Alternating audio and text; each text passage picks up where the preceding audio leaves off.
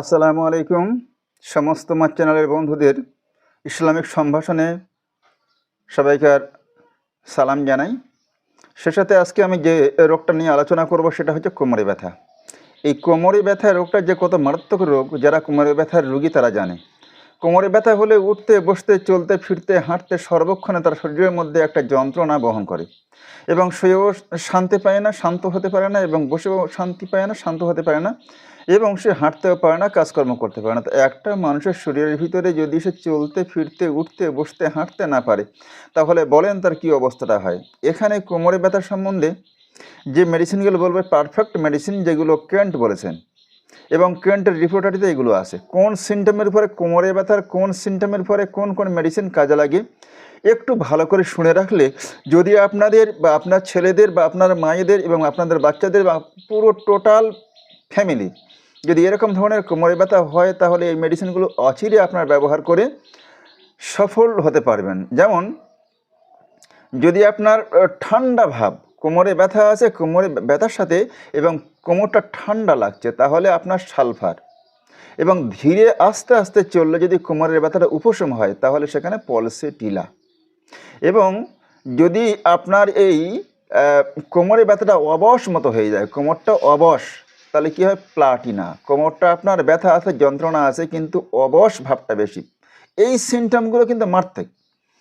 যেমন কোমরে ব্যথা তো সমস্ত মেডিসিনে আমি যে মেডিসিনগুলো বলবো সমস্ত মেডিসিনই কোমরে ব্যথা আছে, কিন্তু কোমরে ব্যথার সাথে যদি ঠান্ডা অনুভূত হয়, তাহলে দিতে হবে সালফার। যদি আস্তে আস্তে চললে কোমরে ব্যথাটা কমে যায়, তাহলে পলসেটিলা। যদি আপনার কোমরে ব্যথাটা অবশ মতো হয়ে থাকে, তাহলে প্লাটিনা। এবং ওই কোমরে ব্যথার সাথে যদি পাছার হাড়, যে পাছা আছে, এই পাছার হাড়ের উপর পর্যন্ত যন্ত্রণাটা ছড়িয়ে পড়ে, তাহলে টেলোরিয়াম। আর যদি পাছার নিচের পর্যন্ত চলে যায়, তাহলে অ্যাগরিকাস মাস্কিউরিয়াস। সেই সাথে সামনের দিকে ঝুঁকে থাকলে যদি আপনার কোমরে ব্যথাটা বেড়ে যায় এবং যদি অর্শ থাকে, তাহলে স্কিউলাস হিপ। আর আপনার কোমরে ব্যথা মোটা রোগী, সেই সাথে ঘাম খুব বেশি, ক্যালিকার্প। ক্যালিকার্প ছাড়া তো কোমরে ব্যথা ভাবাই যায় না, কিন্তু ক্যালিকার্পের একটা জায়গাটা হলো এই গায়ে ঘাম বেশি হতে হবে, এবং ক্যালিকার্পের রোগীর পাছার দিকে একটু সুস্ফুটনো যন্ত্রণা থাকবে। আর সুস্ফুটনো যন্ত্রণা যদি সামনে তলপেটের দিকে ছড়িয়ে আসে, তাহলে সেক্ষেত্রে কিন্তু মেডিসিনটা বারবারিস ভলগারিস। আর কুঁচকি পর্যন্ত, যে কুঁচকি আছে, কুঁচকি পর্যন্ত যদি যন্ত্রণাটা বিস্তার হয়, তাহলে মেডিসিনটা হবে কি, সালফার। পাছার থেকে স্থির থাকলে, যদি আপনার পাছা, আপনার এই যন্ত্রণাটা, আপনি স্থির হয়ে বসে আছেন, দেখছেন স্থির হয়ে বসে থাকলে যন্ত্রণাটা কী হচ্ছে চলাফেরা হাঁটাহাঁটি করলে যন্ত্রণা কমে যাচ্ছে। তাহলে স্থির হয়ে বসে থাকলে যন্ত্রণা হয়, তাহলে রাস্টক্স। আর চলাফেরা ওঠা বসার মধ্যে যন্ত্রণা কমে, তাহলে সেখানে হতো রাস্টক্স। এবং কোমরের পাছা স্থির থাকলে যন্ত্রণা যদি কমে যায়, তাহলে ভ্যালোরিয়ানা টি। এখানে বলছে কোমর এবং পাছা স্থির থাকলে যন্ত্রণা, কোমর এবং পাছা যদি স্থির হয়ে বসে থাকেন, তাহলে যন্ত্রণা হবে, তাহলে ভ্যালোরিয়ানা টি। আর যদি আপনার ভ্যালোরিয়ানা টি আর পাছা কোমর একসাথে সূচিবিদ্ধকর যন্ত্রণার জন্য ক্যালিকার্প, আমি আগেই বলে দিয়েছি। এবং যন্ত্রণাটা যদি আপনার তলপেটের দিকে ছড়িয়ে আসে, সূচিবিদ্ধকর যন্ত্রণা, স্কিউলাস হিপ। এবং কোমরে যদি কটকটকর শব্দ হয় হাঁটার সময়, তাহলে রুটাজি এবং জিনকামেট, এই দুটোর মধ্যে যে কোনো একটা লক্ষণ বিচার দিতে হবে। আর ঘুমালে যদি ব্যথাটা বেড়ে যায়, তাহলে অরব এমন মিউর। আপনার কোমরের যন্ত্রণাটা ঘুমালে বেড়ে যাচ্ছে, এমন মিউর। আর ব্যথাটা যদি কামড়ানি হয়, তাহলে নাক্স ভোম। এমন কামড়ানি যন্ত্রণা, আপনি ঘুম থেকে উঠে বসছেন, নাক্স ভোম। আর কামড়ানি যন্ত্রণা, কিন্তু এই যন্ত্রণাটা প্রস্রাব করলে কমে যায়, তাহলে লাইকোপোডিয়াম।